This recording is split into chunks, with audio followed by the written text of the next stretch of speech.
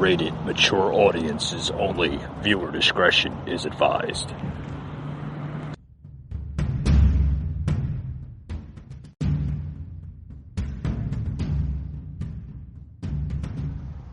Welcome to the Patriot Angle Podcast. A podcast unfiltered, unscripted, raw. Your host, Mike.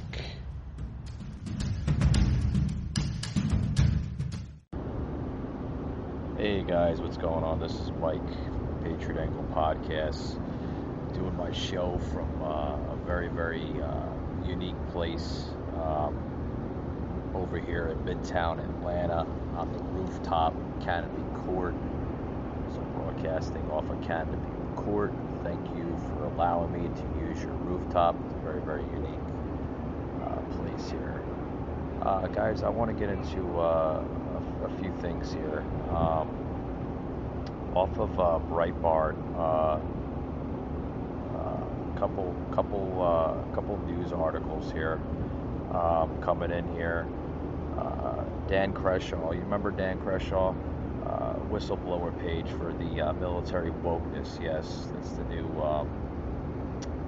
the new trending, so to speak, news here. According to former Navy SEAL veteran Representative Dan Crenshaw, Republican out of Texas, on Friday, just yesterday announced that he is going to launch a page for whistleblowers to go and report complaints on wokeness and spreading in the United States military, folks. He's going to be definitely launching a page when the official release date is not yet posted, but he did say in his personal Twitter account, and he did tweet, and I quote, "Enough is enough. We won't let our military fall to the woke ideology. We have just launched a whistleblower webpage where you can submit your story. Your compliment will be legally protected, and go to my office at Senator Tom Cotton." So, with that being said, Dan Crenshaw is going to announce that he is going to launch the page for whistleblowers, and the compliment or the complaint on that page will be legally protected under the office of Senator Tom Cotton.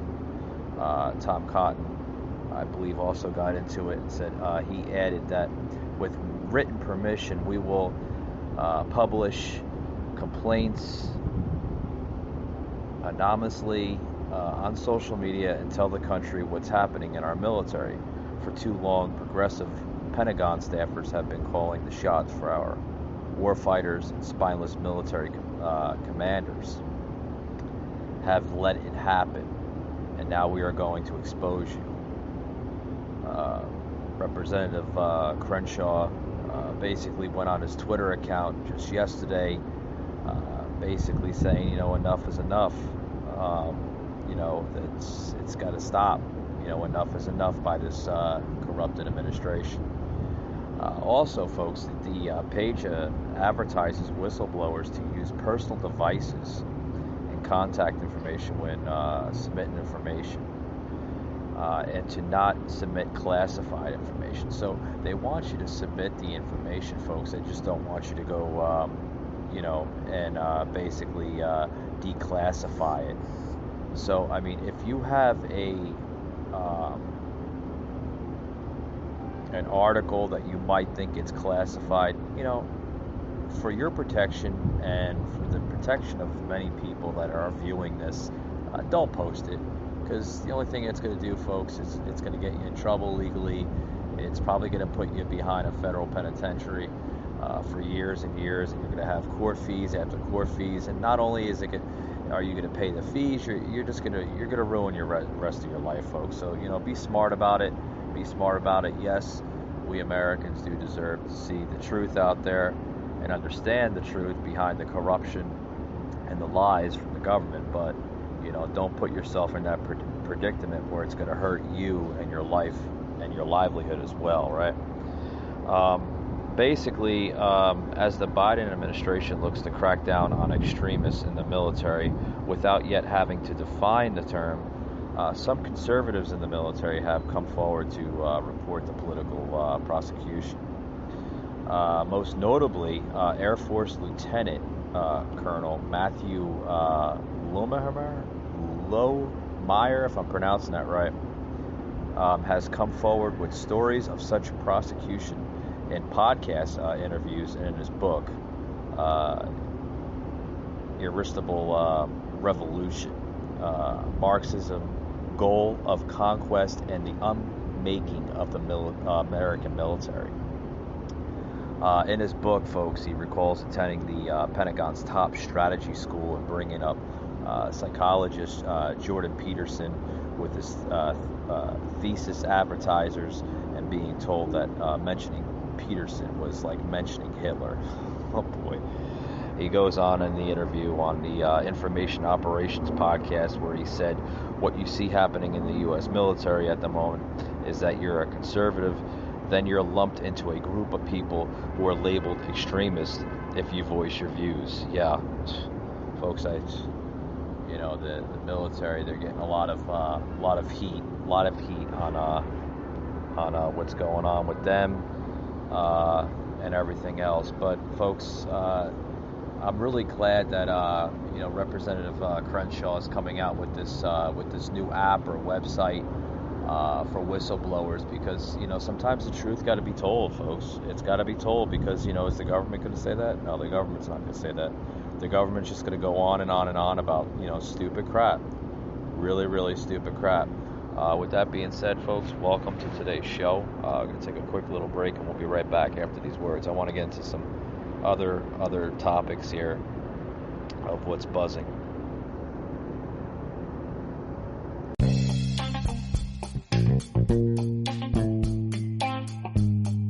The show is brought to you by 420 VIPs.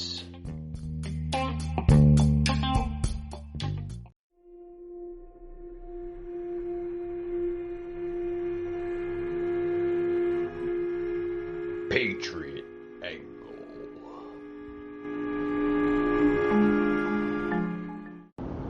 Welcome back to the show, guys. We've got a couple articles here that's buzzing the headlines here, coming out of Breitbart News. Now the Biden budget is now proposing to force taxpayers to pay for abortions. What? Insanity, folks. What is the insanity on this? Now Biden is now wanting to propose a new bill to force every American taxpayer to pay for abortions. So let me get this straight.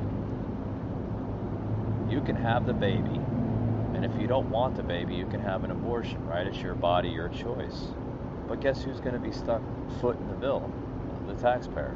So he wants the taxpayer to basically come up with the dough, so to speak. Yeah, he wants the taxpayer to come up with the dough and pay for the entire abortion. The woman, I guess the woman had a change of heart. She just doesn't want the baby anymore. Hey, it happens. Some people aren't serious about parenting and motherhood and all this. I get it. But I don't think it should be the taxpayer's responsibility to pay for that bill. I do not think it should be up to the taxpayer, folks. That's more left-wing type of policies coming out of this administration, folks. We've seen that President Joe Biden released his fiscal year 2022 budget just yesterday. That the 2022 budget was basically being released just yesterday. One that would eliminate the long-standing Hyde Amendment and force American taxpayers to fund abortions. Folks, this Hyde Amendment has enjoyed tremendous bipartisan support for decades, including from Biden himself. In April of 1994, then Senator Biden wrote to a consultant, "Those of us who are opposed to abortion should not be compelled to pay for them." Okay, let me get that straight. Did you just hear what I said over the show here? He's basically saying that for those that do decide to go down that road of abortion, those people that are electing to have an abortion and terminate the pregnancy, those people should not be elected to pay for their own bill, you're saying? So you're telling me that it should be up to the taxpayer, somebody that does not have any history nor any business with the abortion whatsoever. So you're trying to tell me, as a taxpayer, I'm a taxpayer, I pay my taxes, my fair share of taxes, right? So as a taxpayer, it's my responsibility to pay for somebody else's abortion? Like, what the fuck kind of shit is that? The big money abortion industry reports that it enjoyed a record high number of abortions and its highest level of taxpayer funding. So that was coming out of a report from Planned Parenthood that basically showed a record high number of abortions. Oh yeah, sure. So when people that are not really into pregnancy and people that are not into this to begin with, they're going to see this new bill, they're going to see this new law that's placed in effect by Biden himself, and they're going to say, oh, okay, I'll just have abortion after abortion after abortion. Not only are they destroying their bodies, but literally they're destroying life. I mean, argue with me if you want or not, but they're destroying a life, folks. Ladies and gentlemen, there's no doubt about it. When you have an abortion, you're destroying life. You're terminating a life form that's growing in your body. Okay? I understand mistakes happen, things happen. I get it. But if you're going to roll out a bill like this, not only are you influencing more abortions in this country, but you're signing the damn bill in effect.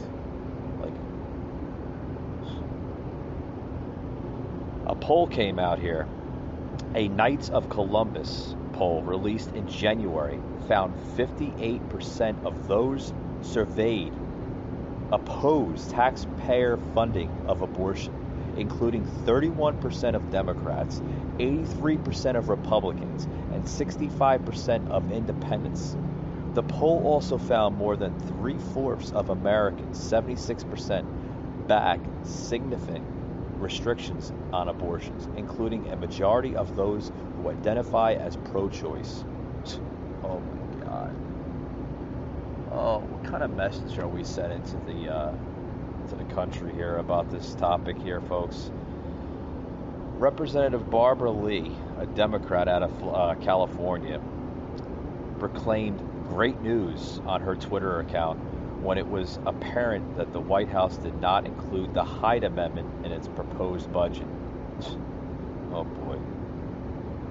Yeah, she writes here, great news at POTUS has become the first president in decades to remove the Hyde Amendment from the budget, helping advance our fight to end this racist and discriminatory policy once and for all. Be bold, end Hyde. Basically, she put a hashtag in there, hashtag be bold, end Hyde. That was May 28th. She put on her Twitter. And then she continued to say this. Biden, she continued, has become the first president in decades to remove the Hyde Amendment from the budget.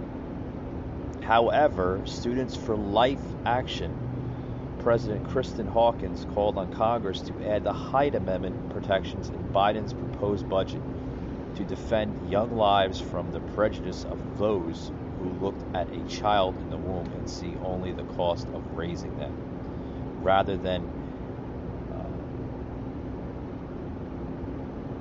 rather than the potential. I'm not going to go into the whole article here, because I mean it's just, it goes on to saying here in closing that the Biden administration's decision to prioritize ending life rather than solving problems reflect a failure on their part. This was said by Hawkins, that basically went into this whole article that's basically against it.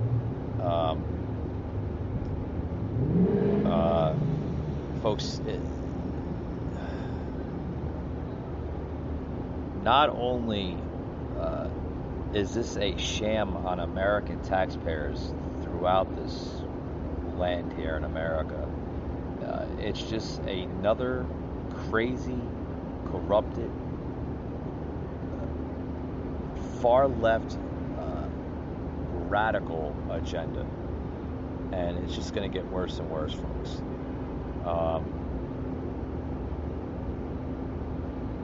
We've seen this promise once before, I believe, in his campaign, that Biden said in his promise to the people when he was running for president, that he is going to be basically ending the Hyde Amendment and forcing American taxpayers to come up with the dough for abortions, folks. This is some bad stuff. Bad stuff. Joe Biden's choice to do this is just showing more radical left, far left-wing agendas.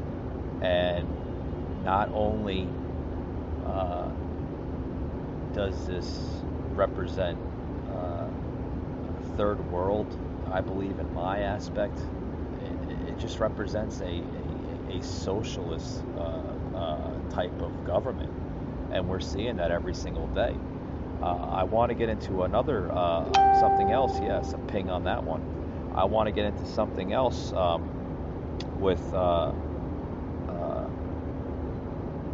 what's going on with migrant children. Oh yeah. You think the abortion was bad? Oh God, wait till you see this article now. Oh, it gets worse and worse, folks. Biden administration, folks, released just over 10,000 migrant children in the U.S. in May. So this past May, we're not even through the month yet. Just a couple more days and we'll be through the month. Released over 10,000 of these unaccompanied migrant children into the U.S. These kids, folks, are young as 5, 2, 3 years old. Some as young as little toddlers. As old as 14. I'm seeing some of the pictures here on Breitbart. Maybe 17, 18, without parents or legal guardianship. Over 10,000. Over 10,000, folks. That's terrible. Terrible stuff. Crazy stuff. The U.S. Department of Health and Human Services officials increased the numbers of unaccompanied,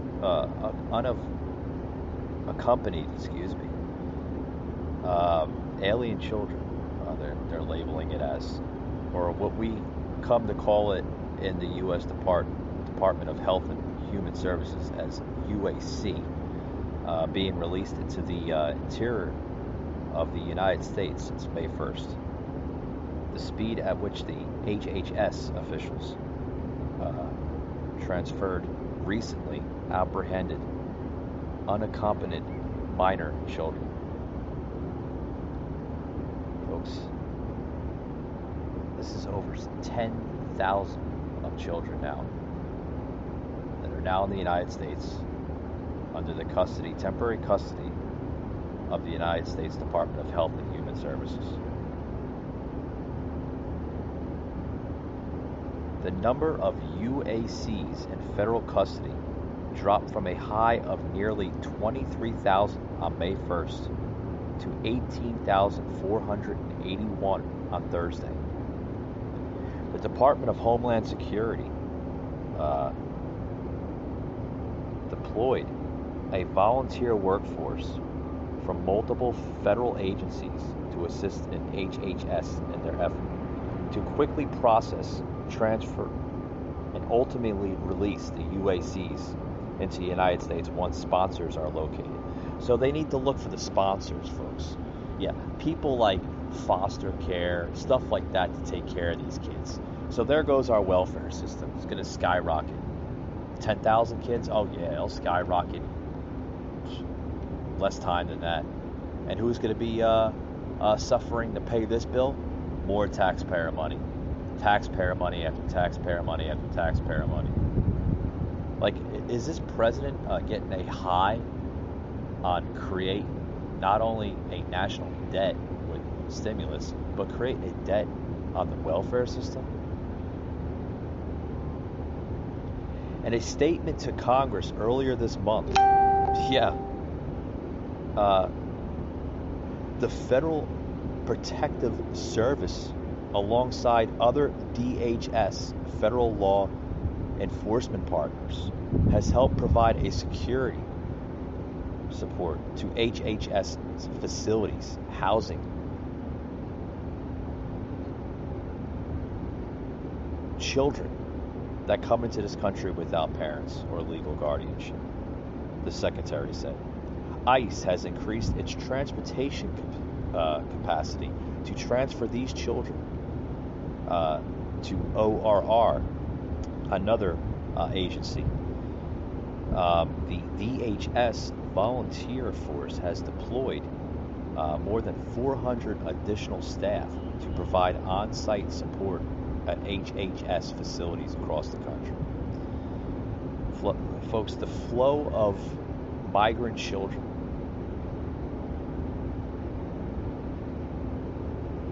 is still in full swing. Nearly 7,000 of these children, folks, were arrested and placed in Border Patrol custody as the releases took place. The arrests mean that the number of children released to sponsors, although increasing in pace, only resulted in a marginal reduction to the number of UACs detained. So, folks, they have to, by law, arrest these children, whether they committed a crime or not, because these children are coming into this country without parents, without any type of guardianship, without any type of parental role or anything like that. The story behind it varies from case to case to case, of course. Not only is this a humanitarian crisis, but it's also a health crisis. Some of these children have diseases, viruses that can be spread onto our own children. So where is the president? Where is the president on this issue? Nowhere. But then again, when these kids are brought to these facilities, these temporary housing facilities, these housing facilities are now facing criticism due to insignificant staffing, drinking water issues, and COVID-19 protections from people like AOC and other left-wing crazy lunatics. Yeah, they're the first ones to say, oh, they're not being taken care of correctly and this and that. Folks, we wouldn't have a problem with this crisis that we have if we had correct leadership in government. Yeah, a ping on that one. Thank you. Folks, we'll be right back after these words. Don't go anywhere.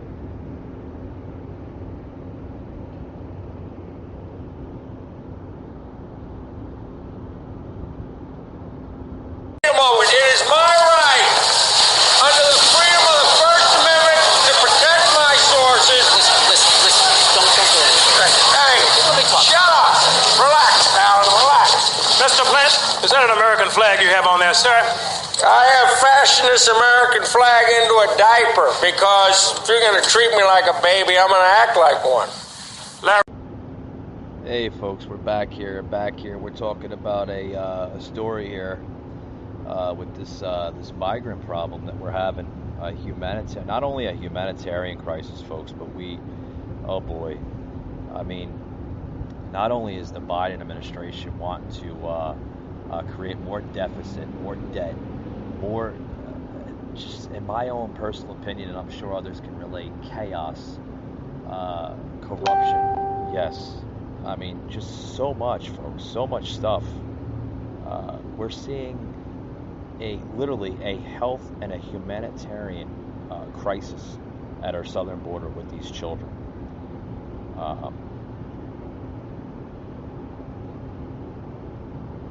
That some of these facilities, most of these facilities are unlicensed. We don't have the room for these kids. We don't have the room. We don't have the resources. We don't have the funding. But it's like this administration is just like literally kind of like not really enforcing it, caring more about migrant children than our own children here in the U.S. The welfare system seems to go to more migrant children these days than it does children that are legally American citizens in this country. And that's a fact. That's a fact.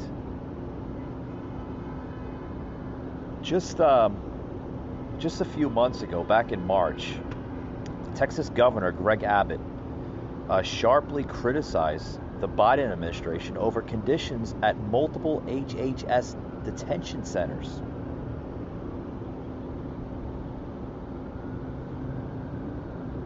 For these children that are unaccompanied,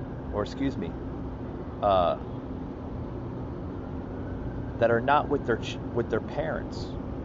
Sorry, I'm running out of the words here.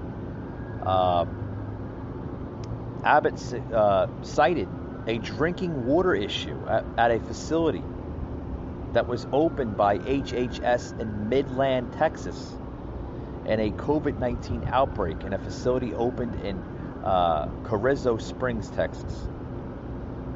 Governor Abbott also said that the Biden administration has been an abject failure when it comes to ensuring the safety of these minors who cross into our border. The conditions of these minors face in these federally run facilities is unacceptable and inhumane. Yeah, I couldn't agree with that too. Do you know, folks, that when the cost to detain a child in these newest facilities, which they refer as emergency intake sites, is $775 per day? In other long-term facilities, they indicated that the cost to be approximately $275 per day based on their estimates. Even at reduced number, the UACs currently in custody, the cost to the American taxpayer stands at nearly $7 million per day. Folks, that's crazy. That's insane. That's insane. But what can you do, right? What can you do? Shut up! Shut up! Shut up!